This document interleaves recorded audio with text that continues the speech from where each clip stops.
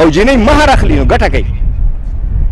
همدغه شان بیا چې د هلک او د جنۍ په منځ کې واده وشي نو زلمي ته او ځوان ته الله پاک وایي چې ته به خپله ښځه باندې خرچ کوې. نفقه یې په هلک ده، کپړې جامې دی په هلک باندې دي، د اوسېدو ځای په هلک دی، خوراک یې په هلک دی، ټول تاوان الله پاک په هلک اچولی. هلته ورته عیسی دو مقررې کړي، بیا پرې باندې الله پاک تاوان اچولی دی. د هلک او د جنۍ نکاح کي لکه څنګه چې هلک نکاح ته ضرورت لري همدغه شان پیغله هم نکاح ته ضرورت لري. خو الله پاک هلکانو ته ویلي چې تاسو پیسې ورکوئ جنکوې ته، او الله پاک هلکانو ته ویلي چې ډوډۍ نفقه د اوسېدو تاوان د ښځې ټول تاوان او مصرف په تاسو باندې. الله عادل دی، الله عدل کړی دی، الله انصاف کړی دی. که د پلار په مال کې د هلکانو او د جنکو حصې برابرې وې او بیا مهر هم په هلک باندې وې او بیا د ښځې ټول مصرف هم په هلک باندې وې او کوم د هلک او جنۍ واده وشي د هغې نه چې کوم بچي الله پاک پیدا کي د هغې بچو تاوان او مصرف هم په پلار باندې دی، په مور باندې نه دی.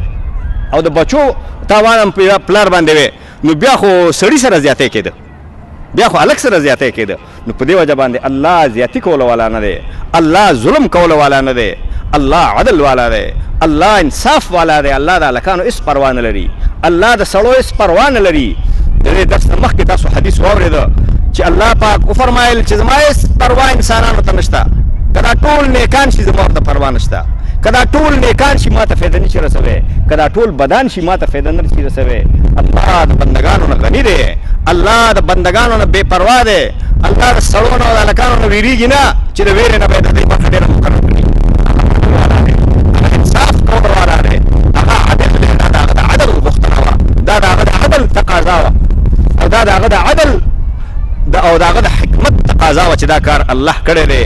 او مسلمانې بیبیانې او مسلمانې ښځې د الله په فیصله باندې راضي دي، د الله په حکم باندې راضي دي. نبی صلی الله علیه وسلم فرمایلی یو سړی به 80 کاله نیک عمل وکړي چې کله دی مړ کېږي دی به وصیت کوي او په وصیت کې ظلم وکړي، مثلا د لورګانو برخه ورنه کړي، ټول پټی په هلکانو باندې مال او دولت او جایداد هلکانو باندې تقسیم کړي او د لورګانو برخه ورنه کړي. ده به 80 کاله د خیر او د نیکۍ کارونه کړي، الله به د دې وصیت کې چې دی ظلم وکړي او لورګانې محروم کړي او حقدار محروم کړي، الله پاک به جهنم ته دننه کړي. او یو سړي به حدیث کې راغلي 80 کاله د بدانو عمل کړی، مطلب مسلمان دی، بد نیک هم کړي او بدکار هم کړی او نیک هم کړی، ګډ وډ غوندې سړی دی. خو چې دی کله مړ کېږي په وصیت کې انصاف کوي، په وصیت کې عدل کوي، هلکانو چې کومه برخه ورکړې ده الله هغه هغې ته ورکوي، چې جنکو ته الله کومه برخه ورکړې هغه هغې ته ورکوي، چې ښځې ته الله کومه برخه ورکړې هغه هغې باره کې وصیت کوي چې صحیح د الله په قانون او د الله په کتاب او د الله په شریعت تقسیم کوي. الله پاک به دغه سړی چې ګډ وډ سړی دی دغه سړی به الله د دې عمل د وجې نه د دې وصیت د وجې نه چې د زنانو سره عدل کړی دی او انصاف یې کړی دی الله به جنت ته داخل کړي. قرآن کې چې الله د میراث حکمونه بیان کړي چې هلکانو ته هم ورکوي او جنکو ته هم ورکوي، بیا آخر کې الله فرمایلي تلک حدود الله، دا د الله حدود دي، دا د الله قوانین دي، دا د الله شریعت دی. ومن یطع الله ورسوله يدخله جنات تجري من تحتها الانهار، څوک چې د الله او د الله د پیغمبر تابعداري وکړي الله به باغونو ته دننه کړي، جنتونو ته به الله پاک دننه کړي، د هغې د ونو لاندې به ښایسته ښایسته نهرونه رواني، خالدین فیها، همیشه به دی پکې. وذلک الفوز العظیم، او دا لویه کامیابي ده چې دا میراث صحیح تقسیم کړي څوک، الله به جنت ته داخل کړي، همیشه به په جنت کې پروتي، او همدا لویه کامیابي ده د یو مسلمان دپاره. ومن یعص الله ورسوله ویتعد حدوده، څوک چې د الله نافرماني وکړي، د الله د پیغمبر نافرماني کوي، د الله او د پیغمبر د شریعت خیال نه ساتي، میراث په صحیح طریقه باندې نه تقسیموي، د شریعت د نورو حکمونو خیال نه ساتي، جنکو ته او لورګانو ته برخه نه ورکوي، یدخله نارا، الله به دی په جهنم کې داخل کی، خالدا فیها، دی به همیشه په جهنم کې پروتي، وله عذاب مهین، او د دپاره عذاب دی رسوا کوونکی، او د دپاره عذاب دی شرمونکی، الله به په آخرت کې وشرموي. کوم ورونه چې د خویندو برخه نه ورکوي، د هغوی مال کې د خویندو مال شریکي دا حرام مال دی ټول مال. الله منځ او روزه نه قبلوي، زکات او حج الله نه قبلوي د حرام مال نه. حرام مال نه الله صدقه او خیراتونه نه قبلوي. خویندو برخه ورکول فرض دي. پښتانه وایي نه اخلي. ولې نه اخلي؟ ځکه یې نه اخلي چې دی ورته وایي برخه دې واغسته، بیا په دې کور دې طرف ته را نه شي، بیا په دې مخه را نه شي. تا خو برخه واغسته، ته په حق ورسېدې، کور نه منې کوي، مړی ژوندی ورسره نه کوي. نو په جلۍ باندې او په ښځه باندې خو د پلار کور ګراني، ورور ته یې اسرئ، ورورونو ته یې اسرئ.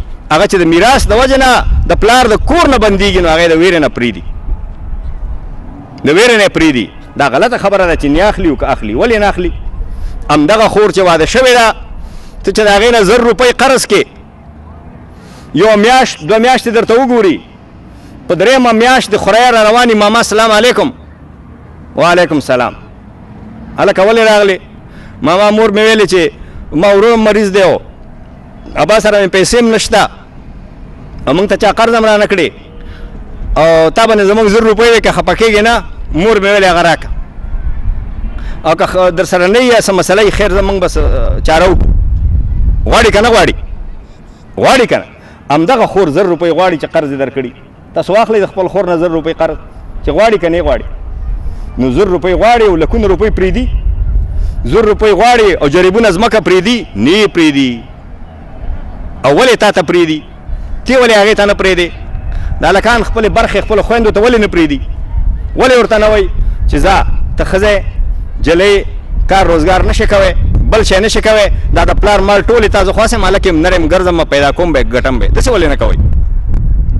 د کمزورو مال ولې خورئ؟ د ضعیفانو مال ولې خورئ؟ د زنانو مال ولې خورئ؟ دا هلکان دا ځوانان هلکان خپلې برخې خپلو خویندو ته ولې نه پرېږدي؟ دا ظلم دی، دا زیاتی دی. خو دا داسې خبره نه ده.